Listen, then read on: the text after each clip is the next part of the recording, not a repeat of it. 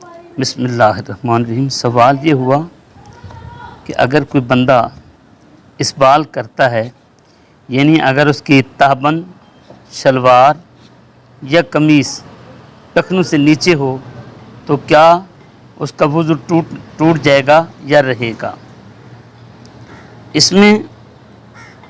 کچھ لوگ کہتے ہیں کہ وضو ٹوٹ جاتا ہے، اور وہ ابو داؤد شریف کے حوالے سے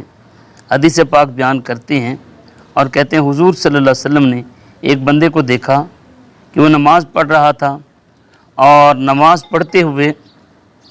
حضور صلی اللہ علیہ وآلہ وسلم نے اسے فرمایا کہ جا وضو کر کے آ۔ اب اس بنا پر کچھ لوگ کہتے ہیں کہ وضو ٹوٹ جاتا ہے۔ اس کا جواب یہ ہے کہ اس بال سے وضو نہیں ٹوٹتا۔ باقی رہی اس بال کے متعلق بات، تو اس بال ایک کبھی کام ہے۔ حضور صلی اللہ علیہ وآلہ وسلم نے ارشاد فرمایا ما اسفل الکعبین من الازار فہو فی النار، کہ جو بندہ تہبند، شلوار یا اس کی مثل کوئی اور چیز ٹخنوں سے نیچے تکبر کے طور پر لٹکاتا ہے، حضور صلی اللہ علیہ وسلم ارشاد فرماتے ہیں کہ وہ جہنم میں جلایا جائے گا وہ حصہ۔ حضرت جابر بن سلیم رضی اللہ تعالیٰ عنہ سے بھی مروی ہے، حضور صلی اللہ علیہ وسلم کا فرمان ہے ایاک والاسبال فإنہ من المخیلہ، کہ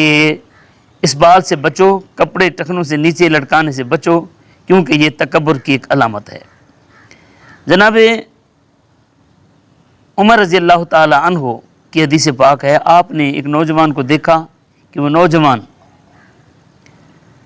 اپنی تہبند ٹخنوں سے نیچے لٹکاتا ہوا چل رہا تھا۔ حضرت عمر رضی اللہ تعالیٰ عنہ نے اسے فرمایا یا بنی ارفع ثوبک فإنہ اتقی لربک وانقی لثوبک،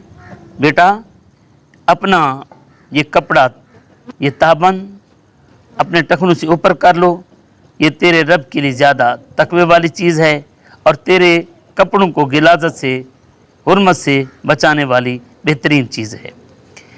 اب حضور صلی اللہ علیہ وآلہ وسلم کی اس حدیث پاک کا جواب جس میں حضور صلی اللہ علیہ وآلہ وسلم نے فرمایا کہ اذهب وتوضا، جا اور وضو کر، اس کا سیدھا سادہ جواب یہ ہے کہ حضور صلی اللہ علیہ وآلہ وسلم نے اسے توبیخاً اور زجراً فرمایا تاکہ پتہ چل جائے کہ یہ اسبال کتنا بڑا گناہ ہے، ورنہ حضرت عمر رضی اللہ تعالیٰ عنہ اس نوجوان کو کہہ دیتے کہ تیرا یہ کپڑا لٹکانا تیرے لیے ناقض وضو ہے۔ فقہا جتنے بھی ہیں وہ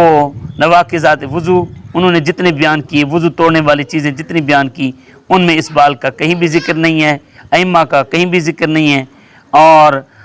محدثین نے کہیں بھی بیان نہیں فرمایا، صحابہ کرام کے ذکر میں کہیں بھی ایسا نہیں ہے۔ وہ حضور صلی اللہ علیہ وسلم کا فرمان محض توبیخاً اور زجراً ہے، اس کا کبھی فعل کی قباحت کو بیان کرنے کے لیے آقا نے فرمایا اس بال سے وضو بہرحال نہیں ٹوٹتا۔